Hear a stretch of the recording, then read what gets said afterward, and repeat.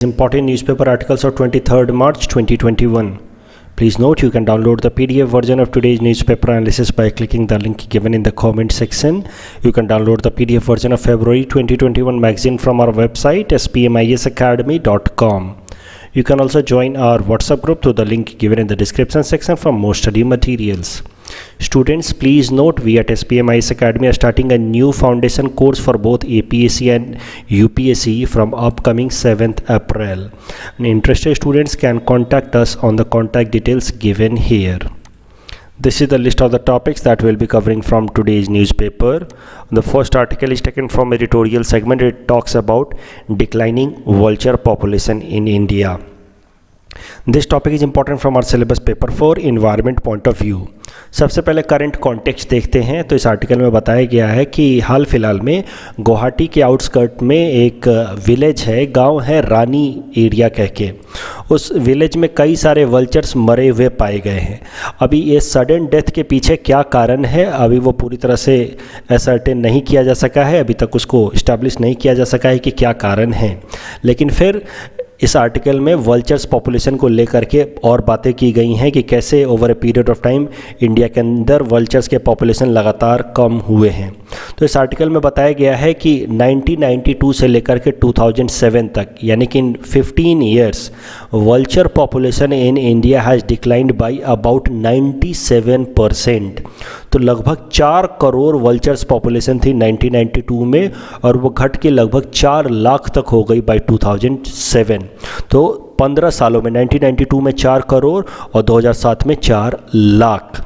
तो ये माना जाता है कि किसी भी देश के लिए ये फास्टेस्ट डिक्लाइन है of any bird species population. पूरे दुनिया भर में इतना फास्ट तरीके से किसी भी बर्ड का पॉपुलेशन डिक्लाइन नहीं हुआ था जिस तरह से वल्चर्स का पॉपुलेशन इंडिया में डिक्लाइन हुआ है। तो देखिए वल्चर के टोटल 7 स्पीसीज़ होते हैं वल्चर्स के अंदर भी। ये 7 नाम यहाँ पे हमने दे रखे हैं जैसे कि oriental white packed vulture, slender billed vulture, long build vultures. सातों के सातों नाम आपको याद करने की ज़रूरत नहीं है। इंडिया में मेनली ये जो 3 हैं इम्पॉर्टेंट है, वाइट बैक्ड वल्चर और स्लेंडर बिल्ड वल्चर और लॉन्ग बिल्ड वल्चर। और ये तीनों के तीनों अब क्रिटिकली इंडेंजर्ड हैं क्योंकि इनकी पॉपुलेशन बहुत ज़्यादा कम हुई थी इन दीज 15 ईयर्स। तो देखिए इसी आर्टिकल में बताया गया कि फ्रॉम 1992 टू 2007 में ये जो वाइट बैक्ड वल्चर है इसकी 99.9% पॉपुलेशन कम हो गई थी, जबकि ये जो स्लेंडर बिल्ड वल्चर है इसकी 97% एंड लॉन्ग बिल्ड वल्चर की भी पॉपुलेशन लगभग 97% तक कम हो गई थी। एग्ज़ाम से पहले खासकर यूपीएससी एग्ज़ाम से पहले जो इनमें से 4 क्रिटिकली इंडेंजर्ड हैं उनके नाम एक बार आप देख करके जाना। तो इन तीनों के अलावा एक ये है रेड हेडेड वल्चर जो क्रिटिकली इंडेंजर्ड है।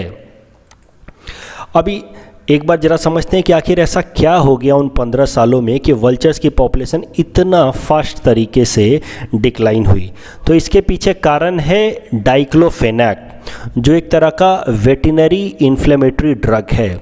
समझिए एंटी इन्फ्लेमेटरी ड्रग है for veterinary items for kettles. तो डाइक्लोफेनाक समझिए, डाइक्लोफेनाक एक तरह का पेन किलर है कैटल्स के लिए, खासकर भैंसों को या काऊ एंड काफ्स के लिए ये डाइक्लोफेनाक पेन किलर का इस्तेमाल किया जाता था फ्रॉम 1992 ऑनवर्ड्स। तो उससे होता क्या था कि इन कैटल्स के अंदर ये डाइक्लोफेनाक चला जाता था आज जब इसको एंटी इन्फ्लेमेटरी ड्रग्स की तरह इनके अंदर यूज किया जाता था तो फॉर पेन सप्रेशन। कभी कभी जब ये कैटल्स की डेथ हो जाती थी तो नेचुरली हमारे यहाँ पे भी किस तरह का सिस्टम है कि इनको ले जा कर के इन कैटल के जो डेड बॉडी है जिसको कारकास कहते हैं उसको किसी सेक्लूडेड एरिया में छोड़ दिया जाता है। तो सेक्लूडेड एरिया में छोड़ने के बाद फिर वल्चर्स आकर के इसको खा जाते हैं और धीरे धीरे इसको फिर डिकम्पोज करा देते हैं ये वल्चर्स। तो vultures are known for their active scavenging capability, मतलब वो कोई भी इस तरह के डेड बॉडी है एनिमल्स की कारकास है उसको डिकम्पोज कराने में सबसे इंपॉर्टेंट रोल वल्चर्स का है। तो ये एक इम्पॉर्टेंट रोल वो हमारे पूरे इकोसिस्टम में प्ले करते हैं। तो वल्चर्स इस तरीके से आकर के कैटल्स की डेड बॉडी को खाते थे और इन कैटल्स की डेड बॉडी के अंदर डाइक्लोफेनेक होता था, डाइक्लोफेनेक केमिकल। तो ये डाइक्लोफेनेक केमिकल फिर वल्चर्स के अंदर भी चला जाता था और ये वल्चर्स के अंदर जाकर के उनके किडनी को फेल कर देता था। वल्चर्स के अंदर ये जो डाइक्लोफेनेक केमिकल है ये उनके ऊपर निगेटिवली इम्पैक्ट करता था, उनकी किडनी फेलियर कॉज करा देता था और इस कारण से वल्चर्स की एकाएक से डेथ होने लगी, सडन डेथ होने लगी ऑन लार्ज स्केल। और हुआ यूं कि अथॉरिटीज़ को काफ़ी टाइम तक इसका पता नहीं चला कि what is the main reason behind sudden death of vultures, और इतना फास्ट तरीके से वल्चर्स की पॉपुलेशन गिरती गई कि 4 करोड़ से घट करके 4 लाख पे आ गए। अभी एक बात फिर ये भी समझते हैं कि why stabilization of vulture population is important. आखिर वल्चर्स की डेथ हो रही है तो उससे हमें क्या फ़र्क पड़ता है, that is also important to understand. तो देखिए, जब वल्चर्स की डेथ होने लगी because of their kidney failure after taking diclofenac, तो इससे हुआ क्या कि ये जो एक्टिव काम वो जो इकोसिस्टम में वो प्ले करते थे दैट वाज ऑफ स्कैवेंजिंग और डिकम्पोजिशन ऑफ डेड बॉडीज़ या डेड कैटल्स, जिसको कार्कस कहते हैं, वो काम धीरे धीरे नहीं हो पा रहा था क्योंकि वल्चर्स की पॉपुलेशन कम हो गई थी। तो फिर इन डेड बॉडीज़ को जब सेक्लूडेड एरिया में छोड़ा जाता था, इन कैटल्स की डेड बॉडी को, तो फिर वो लोग कैटल्स की डेड बॉडी डिकम्पोज होकर के सर के आसपास की वाटर बॉडीज में जाके मिक्स हो जाते थे। तो इस कारण से वाटर बॉडी जो हैं वो पॉल्यूट होने लगे, नदियाँ, नाले, तालाब ये सब पॉल्यूट होने लगे क्योंकि डेड बॉडीज़ तो डिकम्पोज हो नहीं रही थी, क्योंकि जो सबसे एक्टिव स्कैवेंजर हैं वल्चर्स वो तो मर गए थे। और उसके अलावा इन डेड कैटल्स को खा रहे थे अब फेरल डॉग्स, इस तरह के जो स्ट्रे डॉग्स होते हैं, कुत्ते, ये खा रहे थे इन तरह की कार्कासेस को।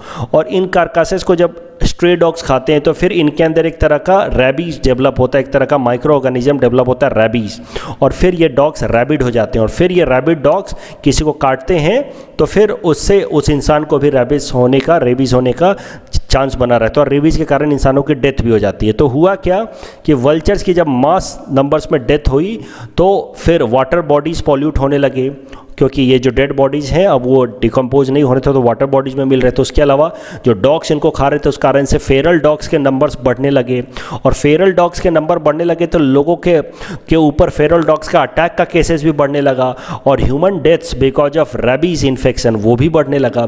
तो ये सब तमाम प्रॉब्लम्स हो रहे थे और बहुत टाइम तक अथॉरिटीज़ को पता ही नहीं चला कि आखिर ये फेरल डॉग्स के नंबर में इतना राइज क्यों हो रहा है। ये जो 15 साल का टाइम मैं बता रहा हूँ 1992 से लेकर के 2007 तक में, इस टाइम में इंडिया के अंदर लगभग 60,000 लोगों की डेथ हुई है बिकॉज ऑफ रेबीज़। और उस टाइम में फेरल डॉग्स के नंबर्स बहुत ज़्यादा डिस्प्रोपोर्शनेटली बढ़ गए थे। तो बहुत टाइम बाद ये सारा का सारा थ्योरी इस्टेब्लिश किया गया कि डाइक्लोफेनाक, वल्चर्स की death, rise of Feral dogs and death of people because of rabid infection. तो अब इससे एक बात तो पता चल गई कि vultures are the most efficient scavengers और अगर वल्चर्स की पॉपुलेशन कम होगी तो उसका इम्पैक्ट हमारे जीवन पे भी पड़ेगा। That means it will have impact in form of water pollution, it will have impact in form of rise of rabid dogs, and that is why stabilization of vulture population is important। तो इससे एक बात और clear हो गई, importance of each and every species in biodiversity और the ecosystem around us. तो आप अपने इन्वायरमेंट चैप्टर में एक टॉपिक पढ़ते हैं, इन्वायरमेंट सब्जेक्ट में एक टॉपिक पढ़ते हैं बायोडाइवर्सिटी, मतलब लाइफ की डाइवर्सिटी, अलग अलग तरह के स्पीसीज़ और उनका सिग्निफिकेंस। तो अब ये एक एग्जांपल से एक बात तो साबित हो गई कि हर एक स्पीसीज, जो भी जानवर या पशु पक्षी पेड़ पौधे हमारे आसपास में दिखते हैं, सब कुछ ना कुछ एक्टिव रोल प्ले करते हैं हमारे इन्वायरमेंट में, इकोसिस्टम में। और अगर उनको हटा दिया जाए उस इकोसिस्टम से, उनके पॉपुलेशन को कम करा दी जाए, तो कुछ ना कुछ उसका निगेटिव इम्पैक्ट हमारे जीवन के ऊपर जरूर पड़ेगा, आइदर डायरेक्टली और indirectly. This particular case is an example. पहले जब वल्चर्स की डेथ हो रही थी तो लोगों को लगता था ठीक है वल्चर्स मर रहे हैं, मरने दो, लेकिन फिर हमें पता चला कि इतना सारा कोरिलेशन और उसका सीधा इम्पैक्ट हमारे जीवन पे पड़ेगा। तो इस तरीके से अगर कोई भी एनिमल, कोई भी प्लांट स्पेसीज अगर हम देख रहे हैं कि उसकी पॉपुलेशन गिर रही है तो उसका जीवन पे हमारे इम्पैक्ट जरूर पड़ेगा। That is why the significance of biodiversity is there. Biodiversity, diversity of life, bio मतलब होता है लाइफ, डाइवर्सिटी तो आप जानते हैं डिफरेंट काइंड्स। तो जो भी हैं हमारे इन्वायरमेंट में उनका बना रहना जरूरी है, because each and every element is playing an important role, each and every species is playing an important role. अब जरा समझते हैं, जब हमें धीरे धीरे पता चलने लगा 2005-6 तक की वल्चर्स की पॉपुलेशन क्यों गिर रही है। फिर भारत सरकार ने स्टार्ट किया वल्चर कंजर्वेशन प्रोग्राम 2006 में, और ये वल्चर कंजर्वेशन प्रोग्राम 2020 तक चलने वाला था और पर्पस था कि वल्चर की पॉपुलेशन को स्टेबलाइज किया जाए। लेकिन हाल फिलहाल में वल्चर कंजर्वेशन प्रोग्राम जब 2020 में ख़त्म हो गया, पार्ट 1 इसका, तो भारत सरकार ने अनाउंस किया, ministry of environment, forest and climate change ने अनाउंस किया कि वल्चर कंजर्वेशन प्रोग्राम को एक्सटेंड किया जाएगा till 2025 and it will be known as Vulture Conservation Program 2.0, और अब फोकस किया जाएगा in increasing the population of vulture. तो जो पहला पार्ट था 2006 से लेकर के 2020 तक वल्चर कंजर्वेशन प्रोग्राम 1, उसमें फोकस था ऑन स्टेबलाइजिंग द पॉपुलेशन। अब जो दूसरा फेज है फ्रॉम 2020 टू 2025 जिसको बोल रहे हैं वल्चर कंजर्वेशन प्रोग्राम 2.0, इसमें फोकस रहेगा on increasing the population of vultures. The next article is taken from National Segment. It is about Niti Aayog's Sustainable Vision for Great Nicobar Island. This topic is important from our syllabus paper for infrastructure point of view. तो सबसे पहले इस article को समझने के लिए हमें Andaman Nicobar islands की थोड़ी मैपिंग कर लेनी होगी, उनका जोग्राफिकल एक्सपेंस समझ लेना होगा, किस तरीके से वो अरेंज्ड हैं। तो देखिए, अंडमान और निकोबार आइलैंड्स, नाम से आपको समझ आ रहा है कि these are set of 2 major group of islands. ये हैं अंडमान आइलैंड्स, ये हैं पूरे के पूरे अंडमान आइलैंड्स, और फिर नीचे साइड में, सदर्न साइड में निकोबार आइलैंड्स। अंडमान आइलैंड्स के अंदर भी अलग अलग पार्ट्स हैं, जैसे कि नॉर्थ साइड में है नॉर्थ अंडमान, फिर है मिडिल अंडमान, और यहाँ पे है साउथ अंडमान या लोअर अंडमान। तो इन तीनों को मिला करके हम लोग कहते हैं ग्रेटर अंडमान। तो north Andaman, middle Andaman, lower Andaman या साउथ अंडमान मिला करके ग्रेटर अंडमान, और उसके बाद फिर एक नीचे छोटा सा है लिटिल अंडमान। तो ये है ग्रेटर अंडमान, लिटिल अंडमान, और ये मिला करके कहे जाते हैं अंडमान आइलैंड्स। और फिर इन दोनों के बीच में एक वाटर बॉडी है जिसका नाम है 10 डिग्री चैनल। अंडमान और निकोबार के बीच में एक वाटर बॉडी है 10 डिग्री चैनल, और फिर नीचे है निकोबार आइलैंड्स। तो ये सब है निकोबार आइलैंड्स। निकोबार आइलैंड्स के अंदर भी अलग अलग ग्रुप्स हैं। फॉर एग्जांपल ऊपर साइड में है उसके ऊपर नॉर्दर्न साइड में कार निकोबार आइलैंड्स, फिर बीच वाले साइड्स में है लिटिल निकोबार आइलैंड्स, और सबसे नीचे है ग्रेट निकोबार आइलैंड्स। तो यहाँ पे है ग्रेट निकोबार आइलैंड, जो इंडिया का सदर्न मोस्ट पॉइंट कहा जाता है, Indira point, great Nicobar islands. अभी देखिए कुछ इंपॉर्टेंट फैक्ट्स देख लेते हैं। Duncan pass separates little Andaman from south Andaman. तो ये देखिए, ये है लिटिल अंडमान या साउथ अंडमान, और लिटिल अंडमान ये है और ये है साउथ अंडमान, और इन दिनों के बीच में जो वाटर बॉडी है इसको हम कहते हैं डंकन पास। उसके अलावा अंडमान आइलैंड्स और निकोबार आइलैंड्स के बीच में जो वाटर बॉडी है उसका नाम है 10 डिग्री चैनल, ये तो आप देख ही चुके हैं। पोर्ट ब्लेयर जो कैपिटल सिटी है Andaman Nicobar group of islands का, वो साउथ अंडमान पे लोकेटेड है। तो यहाँ देखिए, ये है Port Blair capital city, it is on South Andaman, that is also known as Lower Andaman. अगर निकोबार आइलैंड्स की बात की जाए तो इसके अंदर जो ग्रेट निकोबार आइलैंड है वो सबसे बड़ा आइलैंड है, और ये सदर्न मोस्ट आइलैंड भी है। और इससे थोड़ा आगे अगर जाएंगे तो आपको सुमात्रा आइलैंड मिलेगा जो इंडोनेशिया को बिलोंग करता है। और कार निकोबार जो इसके अंदर, निकोबार आइलैंड्स के अंदर जो कार निकोबार है वो नदर्न मोस्ट पॉइंट है ऊपर साइड में।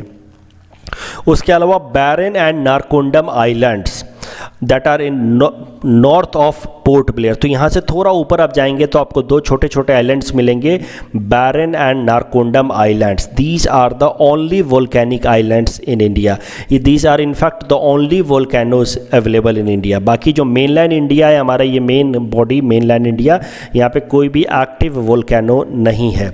तो इंडिया के अंदर 2 ही एक्टिव वोल्केनो है, और वो दोनों यहाँ पोर्ट ब्लेयर से थोड़ा ऊपर साउथ अंडमान या लोअर अंडमान के ऊपर है, जिनका नाम है बैरन एंड नारकोंडम आइलैंड्स।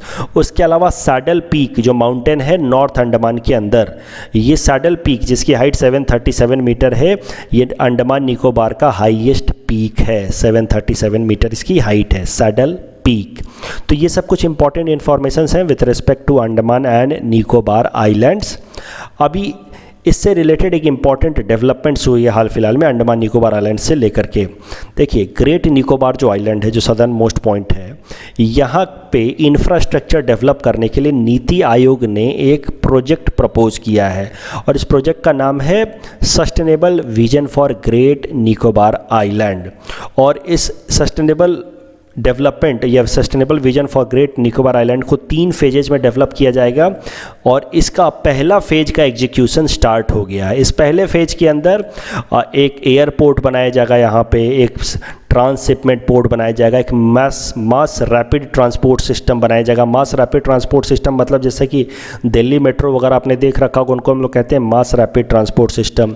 तो ये सब बनाया जाएगा। फ्री ट्रेड जोन बनाया जाएगा, वेयर हाउसिंग कॉम्प्लेक्स बनाया जाएगा, ये सब ग्रेट निकोबार आइलैंड में बनाया जाएगा। तो लगभग ये पूरा जो एरिया है उसका लगभग 20% एरिया इस sustainable vision for great Nicobar island में यूज किया जाएगा।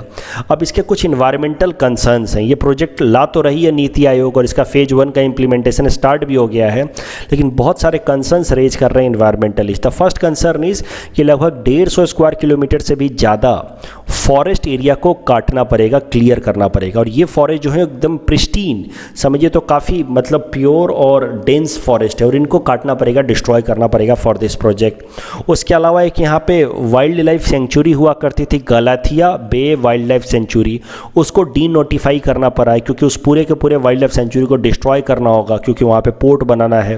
तो इस कारण से जो हमारे देश की national board of wild life की स्टैंडिंग कमेटी है उसने ऑर्डर दिया है कि इस गलाथिया बे वाइल्ड लाइफ सेंचुरी को डी नोटिफाई कर दिया जाए। तो आपको तो पता होगा कि national board of wild life के पास ही पावर है कि किसी को भी वाइल्ड लाइफ सेंचुरी को बनाना है या नेशनल पार्क बनाना है या उसके एरिया को घटाना है या बढ़ाना है या उनको पूरी तरह से ख़त्म कर देना है। तो इसी पावर का इस्तेमाल करते हुए national board of wild life ने इस गलाथिया बे वाइल्ड लाइफ सेंचुरी को ख़त्म करने का फैसला लिया। तो ये वाइल्ड लाइफ सेंचुरी जब डिस्ट्रॉय होगी तो आसपास का जो इकोसिस्टम है वो भी डिस्ट्रॉय होगा। फॉर एग्जांपल एक बर्ड रहती है इस एरिया में, निकोबार मेगापोड, जो बर्ड बस इसी एरिया में मिलती है निकोबार, ग्रेट निकोबार आइलैंड्स पे, वो पूरी तरह से डिस्ट्रॉय हो जाएगी, उसका हैबिटेट डिस्ट्रॉय हो जाएगा। दिस बर्ड इज अभी ही it is an endangered species और आगे इसके पॉपुलेशन को और ज़्यादा नेगेटिव इम्पैक्ट पड़ेगा।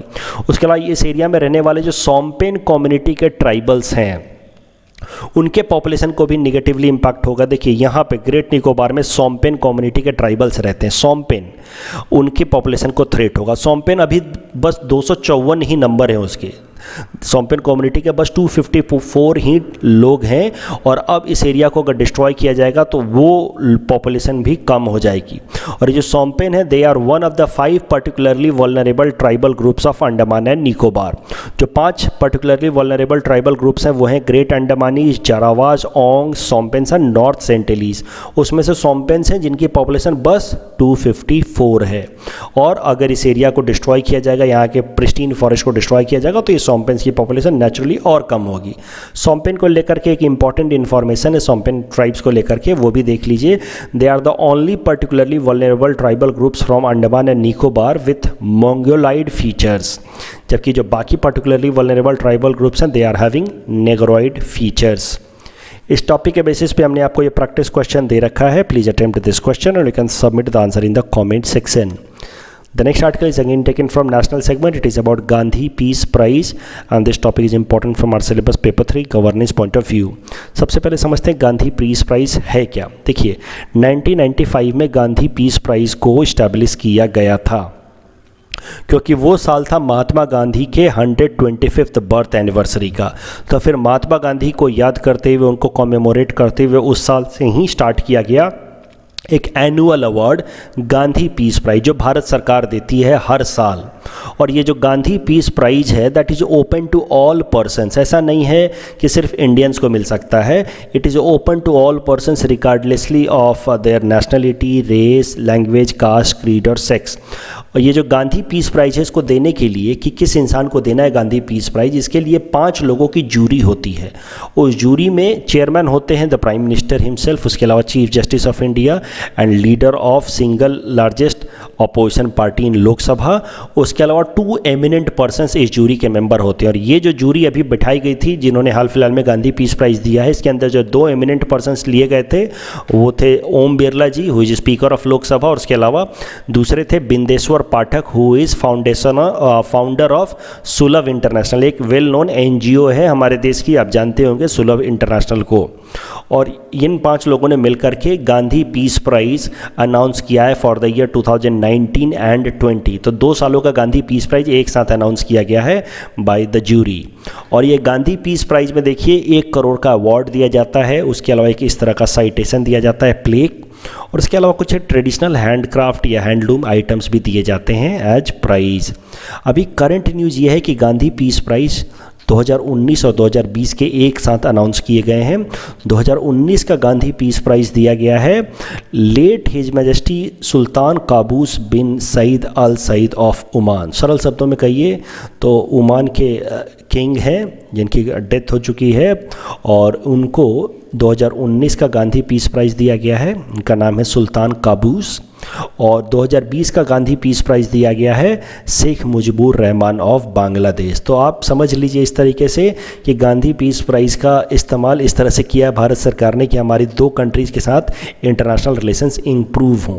तो 50 साल पूरे हो गए हैं बांग्लादेश लिबरेशन वॉर के, और उसमें बहुत इंपॉर्टेंट रोल प्ले किया था शेख मुजीबुर रहमान ने, तो उनको याद करते हुए गांधी पीस प्राइज़ उनको दे दिया गया। और उसके अलावा कुछ दिनों पहले इनकी डेथ हुई थी सुल्तान ऑफ ओमान, तो उनको याद करते हुए फिर उनको ये प्राइज़ गांधी पीस प्राइज़ दे दिया गया है ताकि दोनों देशों से संबंध हमारे और इम्प्रूव हों।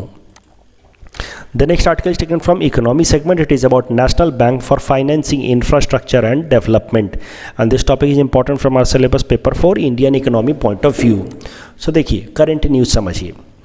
हमारे देश के फाइनेंस मिनिस्टर निर्मला सीतारमण जी ने जब बजट रखा था उस टाइम में उन्होंने कहा था कि एक स्पेशल डेवलपमेंटल फाइनेंशियल इंस्टीट्यूशन बनाया जाएगा ताकि हमारे देश के इंफ्रास्ट्रक्चर रिक्वायरमेंट जो हैं उसके लिए फंडिंग की जा सके। इंफ्रास्ट्रक्चर बहुत मेजर या सिग्निफिकेंट रोल प्ले करता है किसी भी इकोनॉमी के डेवलपमेंट में। Road, railway, ports, bridges, power plants, ये इंफ्रास्ट्रक्चर ही तो है जो इकोनॉमी को ड्राइव करता है, ये तो बात आप जानते हैं।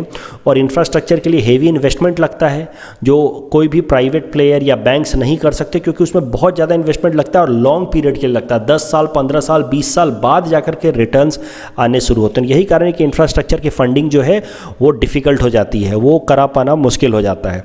तो इस कारण से इंफ्रास्ट्रक्चर इंपॉर्टेंट है और उसकी फंडिंग के सोर्स भी लिमिटेड है। इस कारण से हमारे फाइनेंस मिनिस्टर निर्मला सीतारमण जी ने अनाउंस किया कि हम एक special development financial institution establish करेंगे that will take care of the funding requirement of infrastructure segment in our country.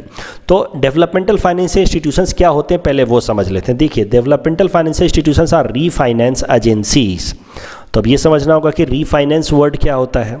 तो refinance refers to financing of institutions और organisations that in turn finance in the end consumers. इसको figure की मदद से समझिए। देखिए, जैसे नाबार्ड है, नाबार्ड बैंक्स को फंड देता है, जो भी तमाम बैंक्स हैं, रीजनल रूरल बैंक्स, ग्रामीण बैंक्स, और फिर ये ग्रामीण बैंक्स हमें लोगों को फंड देता है।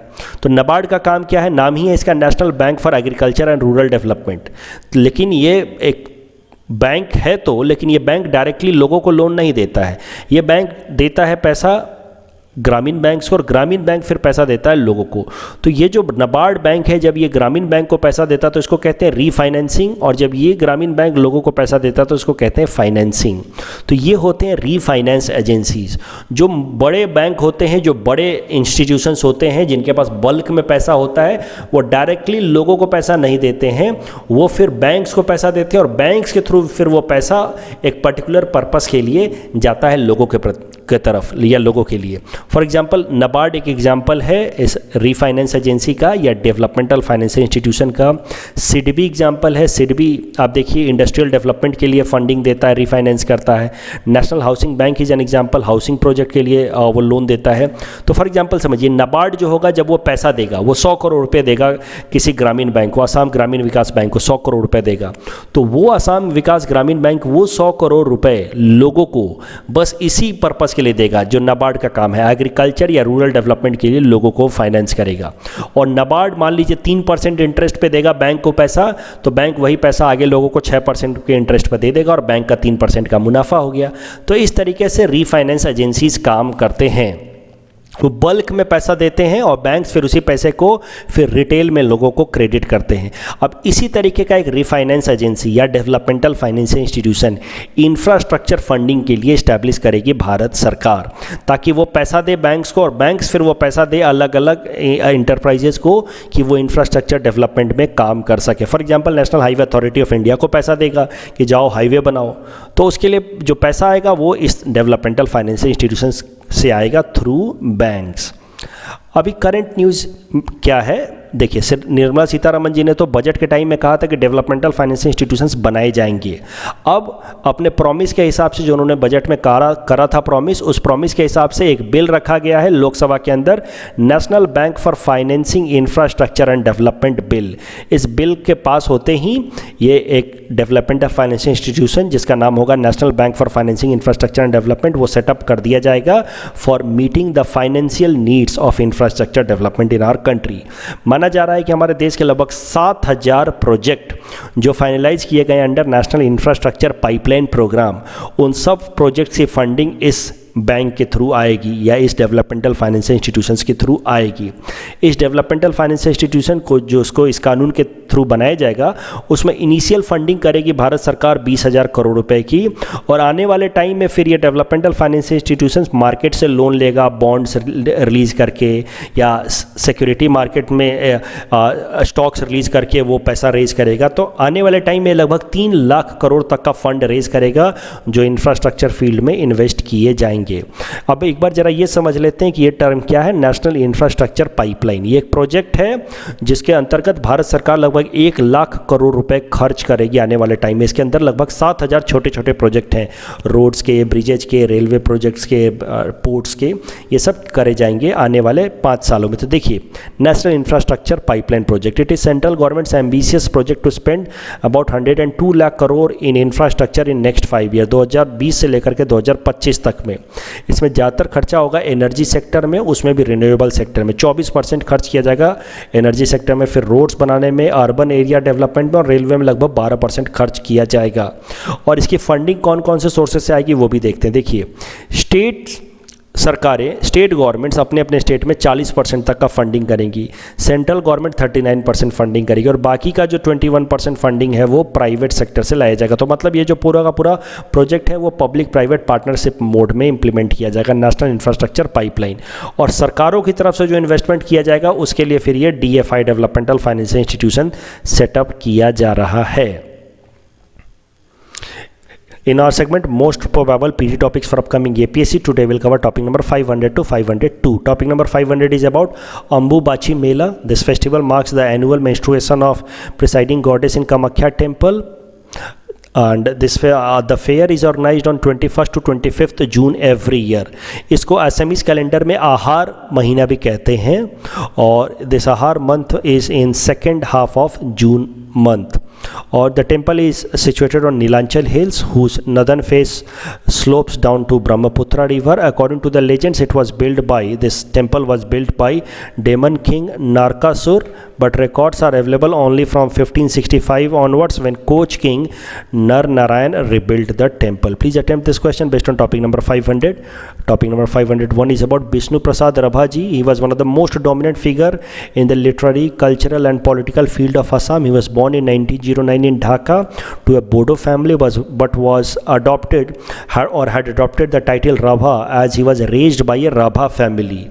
He was an artist, singer, lyricist, musician, composer, actor, laureate, political activist. He actively participated in the political field and was a staunch Marxist. He is also known as Kala Guru, and 20th June is observed as Bishnu Prasad Rabha Divas because it marks his death anniversary. Please attempt this question based on topic number 501. Topic number 502 is about Parvati Prasad Barua. Parvati Prasad Barua is a noted poet, lyricist and dramatist and an icon of Assamese literature and the culture of Assam. He is also known as, or popularly known as, Geeti Kavi, the lyrical poet of Assam. Please attempt this question based on topic number 502. This is the answer of question number 497 to 499 that we had given in yesterday's newspaper analysis. Today's question can be attempted by students, and you can submit the answer in the comment section. We'll be sharing answer of these questions in tomorrow's newspaper analysis. कल जो हमने practice question दिया था उसका answer देख लेते हैं. First question was about Falkenmark indicator. It classifies India as absolute water scarce country. Absolutely wrong. India is water stressed country. And among north eastern states and hilly states Assam is the best performer. Wrong. It is Himachal Pradesh that is best performer. So the correct answer will be option D. Which of the following statements are true about helium? It is most abundant element in universe after hydrogen. Absolutely correct. It has lowest boiling point after hydrogen. Wrong. It has in fact lowest boiling point, even lower than hydrogen. So the correct answer will be option A, 1 only. Which of the following statements are true about Kuno Palpur Wildlife Sanctuary? It is in Madhya Pradesh. It is second largest home of Asiatic lion. It was upgraded into national park in 2018. All of the three statements are correct. So the correct answer will be option D, 1, 2, 3 all. That's all from our side for today. Thanks for watching.